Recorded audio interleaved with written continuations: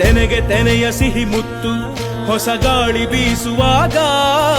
ಬೆವರ ಬೆಲೆ ನಮಗೆ ಗೊತ್ತು ತೆನೆ ತೂಗಿ ಆಡುವಾಗ ರೈತ ನಮ್ಮ ತಾಯಿಯಂತೆ ಅವನ